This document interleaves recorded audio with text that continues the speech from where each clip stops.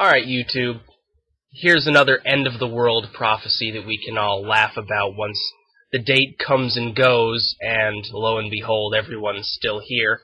May 21st of 2011, less than a month away, is claimed to be the date of the Ascension, at which point 20 million Christians will ascend into heaven, and then later, in October of this year, the end of the world is supposed to come. That's according to, I can't remember the name of the group, but it's a small Christian, what you would call group or cult or sect or whatever you want to term it.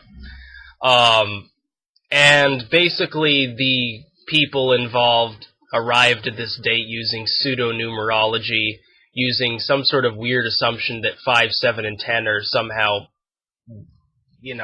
symbolically important numbers, and that if you do certain little math with the date of the death of Jesus or something along those lines, that you come up with May 21st, 2011.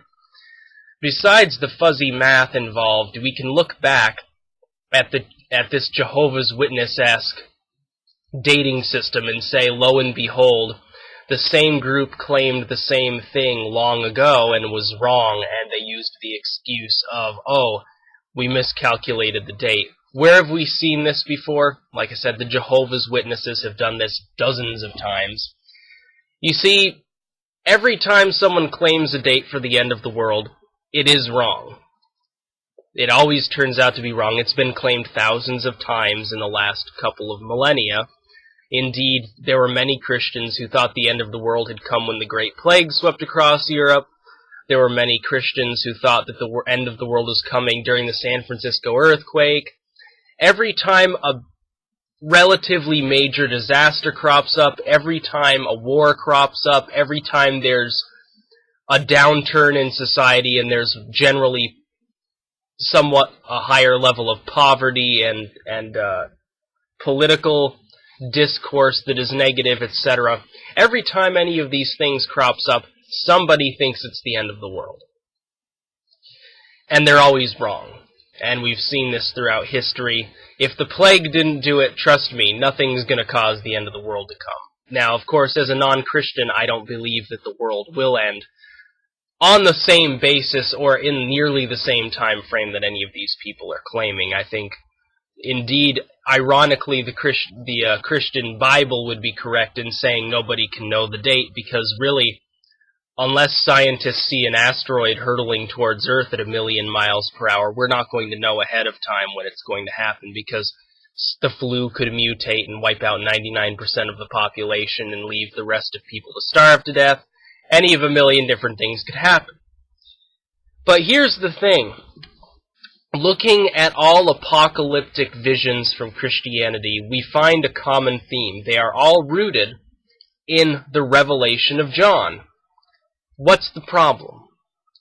There are two problems with Revelations. The first problem is that a great number of people who have studied it have said it should never have been canonized in the first place. That is, that it is not a divinely inspired or even truly Christian writing.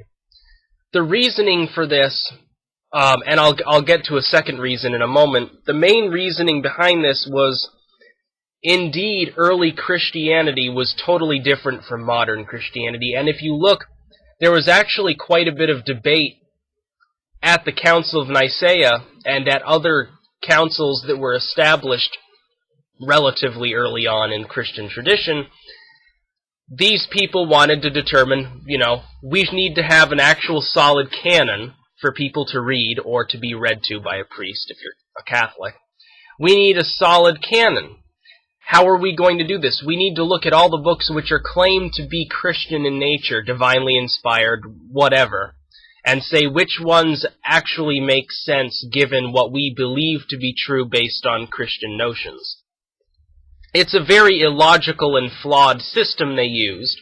It was a pre-medieval, extremely assumption-based time in human history. They dragged their own socio-political assumptions into which books they decided were to be canonized.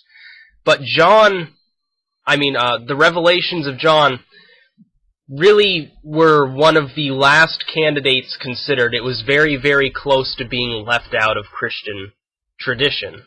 The reasoning being, Number one, it was almost heretical as to the strange things it claimed. Number two, there was no real evidence that it was divinely inspired.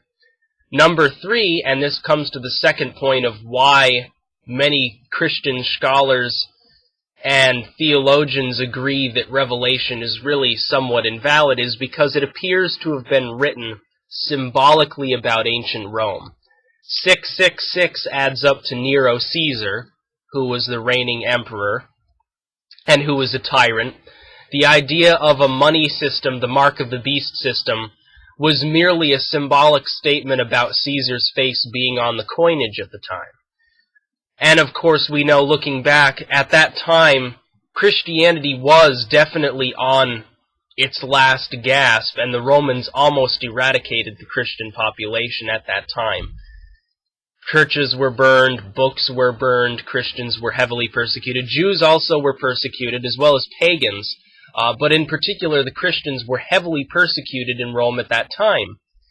There was a great fear among Christians that their religion would not exist. The revelation of John is nothing more than a symbolic statement about the tyranny of Rome, encouraging Christians to take heart in the fact that Rome was going to collapse. And indeed, the general consensus among many people at the time was that Rome was headed for a collapse, because as we see paralleled in our society today, most people understood that the things which Rome was doing at the time were actually symptomatic of its demise. That the tyranny level increasing and that the level of brutality increasing was actually just foreshadowing their downfall, because it was basically meant as nothing more than a distraction from the actual economic issues that were at the heart of the rottenness of the Roman Empire. So it's no small wonder that the book of Revelation was written. Of course Rome was going to fall, and a lot of people who had any knowledge whatsoever knew that that was probably going to happen. So it's small wonder. So Revelation being symbolically written and really not being worthy of canonization in the first place means that all of these Christian groups, which are claiming that the world is going to end at such and such a time, in such and such a place, or whatever, in such and such a way, etc., these groups don't know what they're talking about, because according to Jewish tradition, which is what Christianity is based on in the first place, there is no end of the world. And if Revelation is assumed to be invalid, there will be no apocalypse in Christian tradition. It was only by the inclusion of Revelation and the interpretation of the medieval church of it as a literal, not a figurative doctrine, it is only that which causes modern Christians to believe that there will even be an apocalypse. In reality, there is no literalistic reason to believe that Christian tradition supports the notion of an apocalypse. That's been ingrained socially in Western culture, but it doesn't really make any sense. There's nothing in Revelation that should be taken literally. It was meant to be taken symbolically. So divorcing literalism from Revelation, nowhere else in the Bible does it say, oh, the world's going to pass away, and God's going to send Jesus back with a sword. And yes, there will be hell on earth, and then there'll be, all kingdom of heaven will descend out of the sky, and so forth. These things were written symbolically, in a symbolic manner, in a mathematical manner in some cases. Why do you think there was such a focus on the mathematical proportions of the new heaven? It's probably some numerological connection that people just don't understand. But again, Christian tradition, divorced from Revelation, which was questionable in canonization in the first place, doesn't have an apocalypse. Judaism doesn't have an apocalypse. If Judaism, the basis for the Christian religion, doesn't have an apocalypse, why would the Christians think there would be an apocalypse, except this wrongly canonized text?